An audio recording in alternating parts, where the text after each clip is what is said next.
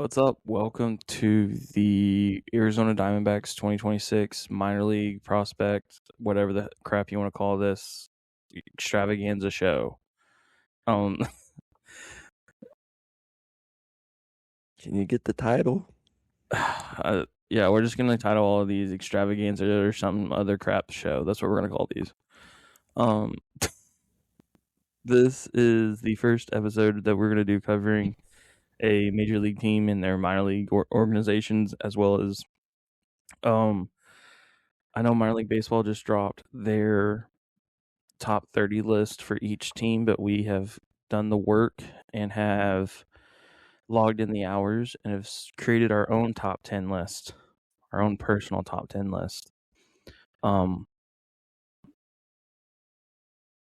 just gonna breathe into the mic? Not with my fan. Okay, so the Diamondbacks, their single A team is the Visalia Rawhide. They're out of Visalia, California.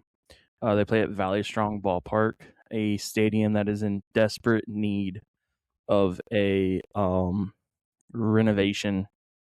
I feel like that's going to be a common occurrence with single A teams. This one's a different level of desperation, though. This is like, in my opinion, borderline Rickwood bad, or borderline Patterson bad. Yikes. Yeah. They play in the California League. They had a record last year, 65-67. They finished second last year in the league. Moving on to high, the Hillsboro Hops out of Hillsboro, Oregon. They play at Hillsboro Ballpark in the Northwest League. Just everything about this team named Hillsboro. Yeah, basically. To be honest with you, these stadiums in the Northwest League, as I've been doing the research into this, are gorgeous. Like, whenever I think of a ballpark in like Oregon or Washington, these meet the criteria. Like, they have beautiful scenery around them, everything. I don't mean to be mean. I'd hate to be the PA announcer. Why? Imagine having to sit there and go, "Welcome to Hillsboro Park in Hillsboro, Oregon, home of the Hillsboro Hops." What the heck? You bring up a valid point. They had a record last year 60-71. They finished fourth in their division. Moving on to my favorite logo in all of the Diamondbacks organization, Amarillo, the Sod Poodles. Not the armadillo. Yeah, the Armadillo. They play in Amarillo, Texas, at Hodgetown. That's the name of their stadium, is Hodgetown. Not Hodgetown Stadium, just Hodgetown. And then on top of that, the whole stadium is in capital letters. Really living up to the persona that everything's bigger in Texas. No, they just wanted you to know where you were at. They play in the Texas League. They have a record of 71-67. They did make the playoffs last. Oh my gosh! I just want to like punch you right now for doing that. The fact that you did that whole 6-7 joke on that makes me really mad. I didn't do it with the first team. I'm not disappointed in you. I'm just mad at you. Don't tell me you weren't thinking it. I wasn't. They made the playoffs last year, and were knocked out by Midland though. Moving on to AAA, the Reno Aces out of Reno, Nevada. They play at the Greater Nevada Stadium. Personally, my favorite stadium out of this whole list of teams. In the Pacific Coast League, they had a record last year of 63-87. Other than single A and double A, there was not really a high point for this organization last year. Like, their AAA team didn't do too hot, nor did their high A team. Especially considering the fact that the high A team had a run differential of 84 runs, and the AAA team had a 92 run diff. Yikes. You want to lead us off on the prospect list? Or are you just going to sit over there and twiddle your thumbs? Sorry. I don't think you want me burping in the mic. Why would you say that over the microphone? We are proper.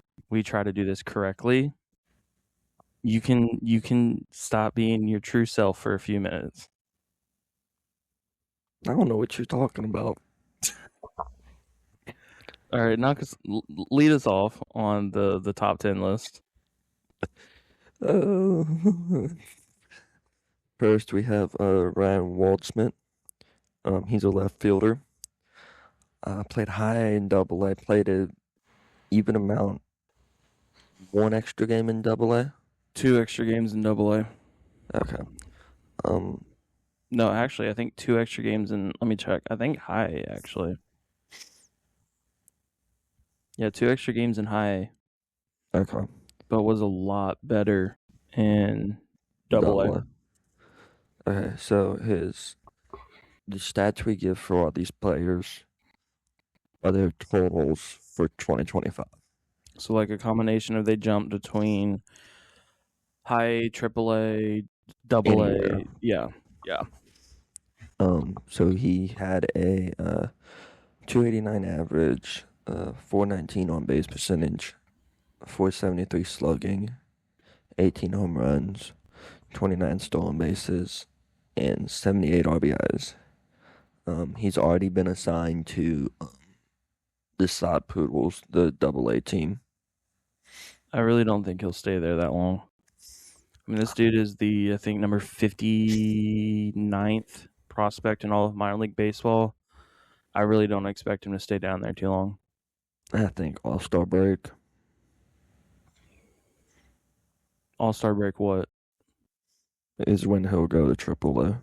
I could see him only being in Double A for maybe a month. I And then don't making know that jump. about I mean, he's got a good walk rate. I mean, there's not really anything bad about this guy. Like, he's really maybe one of 3 players in this organization that has some high hopes that if you're a Diamondbacks fan, that you can actually sit back and be like, hey, I'm excited we have this guy in our organization. You know what I mean? No, he's the only one on our list that's in the top 100. You took the words right out of my mouth. That's what I was about to say next. Look I at you doubt go. that. Advanced journalism. I doubt that. Are we going to swap back and forth between? I don't mind if we do. I kind of like that idea. I thought that's what we were gonna do. Okay, I'll take the next one. Coming in at number 2 on our list is Tommy Troy. He's a second baseman outfielder. Had played between Double A and Triple A last year, I believe. Yeah, he had more time in Double A than he did Triple A. He is assigned right now to the Reno Aces, the Triple A team. Get your words right. Get your thoughts right. I didn't say it. I did. He's been assigned to The Reno Aces, the Triple A team. Shut up. Let me do my thing. So he had a 289 average last year, a 382 on base percentage, a 451 slugging, 15 home runs, 24 stolen bases, and 66 RBIs. He's a short dude too. He's only like 5'9". I think that's what he is.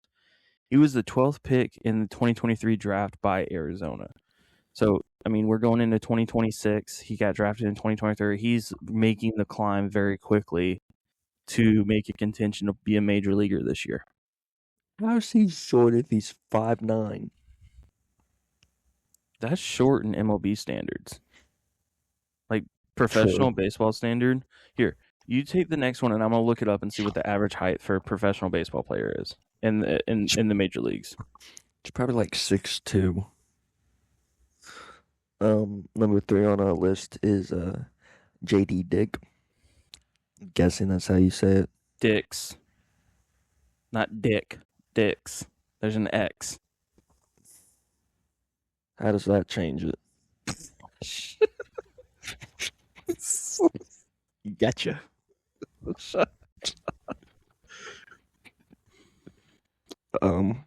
He's a second baseman. He played rookie ball and single A ball. Uh, Um, Go ahead. I'm gonna let you finish. uh, um, he had a 297 average, 404 on base percentage, 406 slugging, 2 home runs, 28 stolen bases, and 34 RBIs. He has been assigned to the Rawhide, the single A team. Yep. So to give you an answer, the average MLB height is 6'1", 6'2", like in between there. That's the average MLB height. Yeah. What makes Dix, in my opinion, a little bit more of a interesting character is the fact that he's actually a switch hitter. Um, but it shows that um he's a little bit more wild. You can tell in his swing that he likes to hit more from the right hand side than the left hand side. He has a lot higher of a whiff rate. Like, okay, I'm gonna use a baseball term here. He really comes out of his shoes when he hits from the right hand side of the plate. Um, Whenever he hits from the left hand side, he's a lot more focused on contact than power. I hate guys like this. No, okay. Explain why. I don't get why. If you're a switch hitter, your swing shouldn't change depending on what side you're on. I don't like it whenever switch hitters try to hit for power from one side and contact from another. Well, I mean, it also depends on how well they see the ball from either side of the plate. Uh, But you're going to stand on business on this? You should be able to see the ball the same from both sides of the plate if you're a switch hitter. All right. That's the point of being a switch hitter. The one thing that is nice about him is he's got some serious speed. This is a guy that actually, um, was drafted straight out of high school. Um,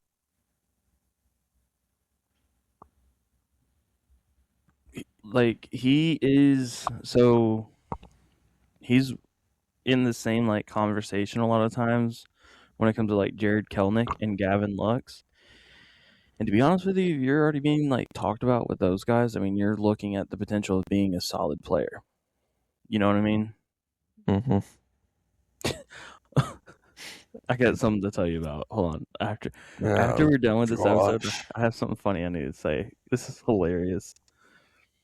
Um. Okay, you got the next one? Or I got the next one. My bad. I'm sorry. My bad. Jeez. Slade Caldwell, outfielder, left-handed batter. The 29th draft pick in the 2024 draft. Um, believe it or not, you ready for this? Here's a cool accolade for him. He is a 2-time Gatorade Player of the Year out of Arkansas. Hey. So that's an interesting fact. Played out of Jonesboro Valley High School. Last year he played in Single A and High A. Let me check and see. Think played more in High A than Single A. Hit for 260, had a 408 on base percentage, a 369 slugging, 3 home runs, 38 RBIs, and 25 stolen bases. As of right now, he's already been assigned to the Hops there in Hillsboro, Oregon. I mean, he's just a solid dude. One thing that I did notice when I was looking him up is they'll tell you that this dude can drag out some at bats. Like he's a battler at the plate. Like a 0-2 count, if he knows that he's behind, he'll work his way back. And I mean, he's just fouling off left and right. Like he is known for working his way in an account. He's the dude. He's what they call a pitch count shredder. 100% he is. Yeah. You know what he'd be great in? Hmm. The WBC. Especially with the fact that they have the pitch limit. Okay, so here's what I'm gonna tell you. Find me an American that you would take off of our team right now. I'm not saying where the heck did that come from? I'm just, geez, don't get so. Somebody's upset. Your fire alarm went off. We know it's okay. At 2:30 in the morning. The only thing I will say about this is Slade is not going to hit for power. He is going to be the one that drives in your runs. He's not going to be a 20, 30 season home run guy, I don't think, to be honest with you. That's obvious when he only has 3 home runs. You're such a turd. Okay, go ahead. We'll move I'm on to the just next one. stating the facts. We'll move. Moving into the next one. Go ahead. Number 5 on our list is Kason Cunningham. He's a shortstop. Played all of last year in single A. Had a 255 average, 308 on base percentage, 277 slugging, no home runs, 1 stolen base, and 4 RBIs. As of right now, he is assigned to the single A team. The one other thing to mention is he only played in 11 games last year. Cunningham only played in 11 games last year. Was he drafted last year? Yeah. So Okay. he was the 18th round. He was the 18th pick in the 2025 draft from the Diamondbacks. Left-handed hitter, throws right though. So we love a little two-piece difference. You know what I mean? He is only 19 years old. He is another guy that was drafted out of high school. But here's the one thing that, I mean, okay, this is a side tangent that we're going to throw into this, okay? Give me blue blood high school baseball states.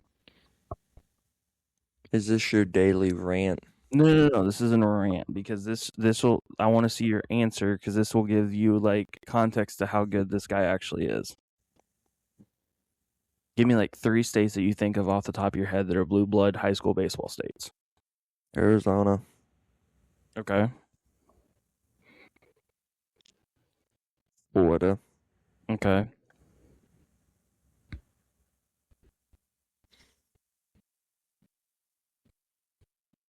California. You didn't name the state he plays in. Okay. He's from Texas. He was a Gatorade Baseball Player of the Year for Texas last year. See, I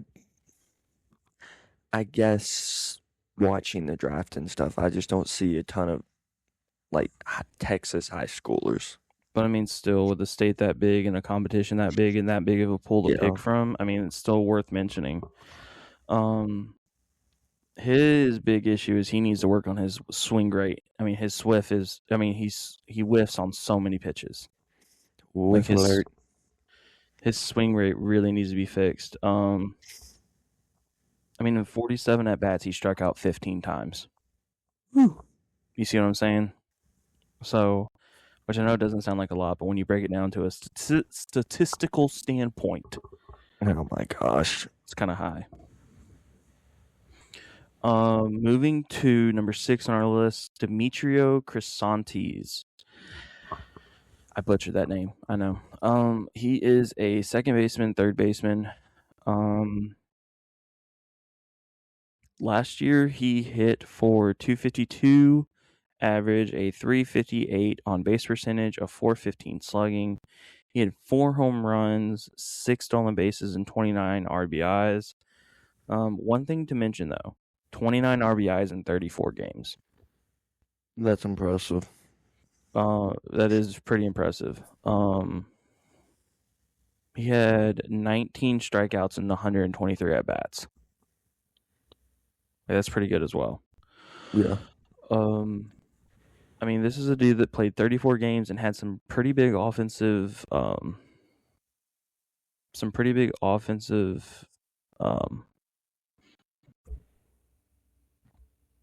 production in the 34 games he played.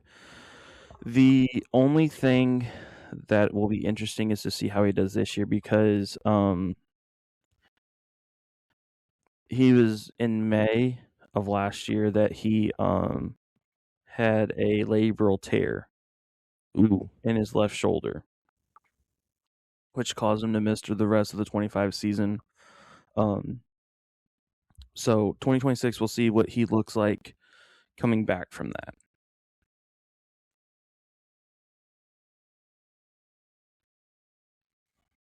That's all I got for him. All right. I didn't know if you had more. No. All right, number 7 on our list is David Hageman. He's a right-handed pitcher. Interesting thing about him, he played rookie, single A, and high A. Talk about a mover. He split kind of evenly between high or single A and high A last year. Yeah, but going through 3 levels, that's impressive. He was 1-1, 2.98 ERA, 42 and a third. He had 13. Okay. So let me just give you this. He started 13 games last year and only had a record of 1-1, which is crazy if you think about it. Huh? Yeah. So he had. Yeah. Continue. I'm sorry. 55 Ks in a 174 average. The 174 average, to clarify, is what batting average against him was. Yeah.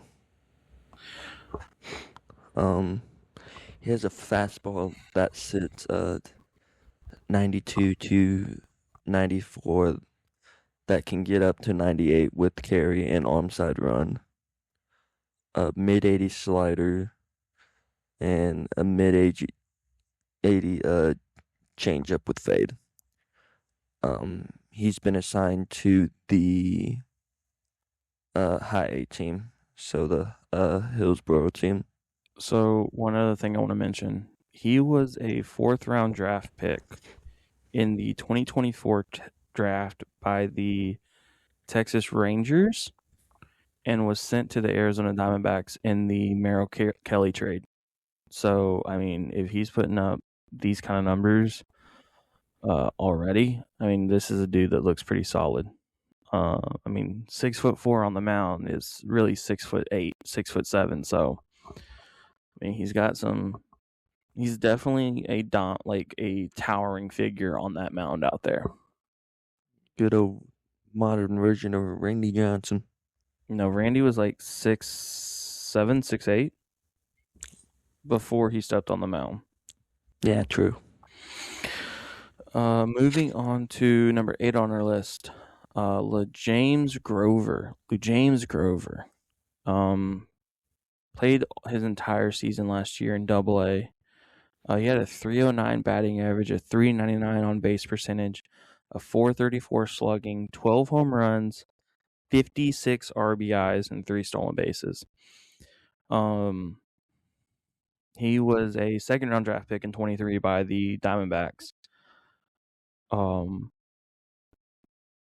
Carolina kid, believe it or not, actually played his first year at UNC Charlotte and then transferred to NC State. Wow. I mean, his strikeout, dude doesn't strike out either. Dude's a living machine. He has an under 15 strikeout rate. That's impressive. Dude can hit for power as well as hitting for in the gats when he needs to. Like, one thing they really talk about with him is his ability to stretch out and get across the strike zone if he needs to battle as well. So that's really all I got for him. Number 9 on our list is Daniel Egan. He's a right-handed pitcher. Spent 2025 with high A. Did he skip Double A? No. That was a mistake. He played Double A. Okay, so it's It's high high A A and and Double A. double A. Okay, I was wondering. He made 19. He had 23 appearances last year, but 19 of those were in high A. Okay. Um, 7-8 record on the year. 2.99 ERA. 117 and a third innings pitched. 153 Ks and a 189 average. He's already been assigned to the Sod Poodles for this coming year. You good over there? Yeah, that's all you got on him. Oh, I forgot to read his things. This has been a morning. His fastball sits mid 90s, curveball low 80s, slider low 80s, and then he is working on a changeup for this upcoming season to add another breaking pitch. His only knock against him is his fastball. I mean, 92 mid 90s is still mid 90s. He really relies on whenever he's ahead in the count for his strikeouts, getting breaking ball pitches for a strike. Which if you're any good hitter and you read a scouting report, you're going to be sitting on a curveball slider if you're down 0-2, 1-2 to him. Like he really needs to get that fastball velocity up a little bit, maybe just so that he can blow some by some guys. You know what I mean? Yes and no. Okay. I mean, R.A. Dickey made a living off a knuckleball. Yeah, but good luck trying to hit that. Hey, you perfect one pitch and you good. Yeah, that is true. Number 10 on our list, and a World Baseball Classic player actually is number 10, Drew Jones. Son of Andrew Jones, was the number 2 draft pick in the 2022 draft, straight out of high school in Georgia. If I'm not mistaken, I think he played at Buford, Georgia. I think that's where he played high school ball at. Last year he played all of his season in high A. He had a 255 batting average, a 335 on base percentage, a 360 slugging, 5 home runs, 56 RBIs, and 28 stolen bases. Where did you say he played? I thought he played in Georgia at Buford High School. No, it was Westland. Okay. I don't know why. A lot of people are not content with his power numbers and the fact that they think he should have more home runs than just 5. I think that's simply due to the fact of who his dad is. Well, his dad the one thing he does have from his dad, I will say this, is his ability to play the defense, because that dude is flying everywhere in the outfield. And they will tell you that dude is flying everywhere in the outfield. So, what was I going to say? I was going to talk about something. People not being happy with his power. No, I said I was going to talk about something at the end. You said you had something to tell me off. I don't remember. But yeah, so that is our 2026 Diamondbacks preview. I would say, in all seriousness, be looking out for these high A teams. If you're able to get out to Amarillo early this season, that's going to be a fun team to watch, especially with how many good prospects they have on that team. That's my team to I would say go out and watch a game for. Thanks for listening to the 2026 Arizona Diamondbacks preview. Be sure to give us a follow on Instagram. You can find our links there to our Apple Podcast, our Spotify, and our YouTube channel. So, yeah, well, y'all have a great rest of your day.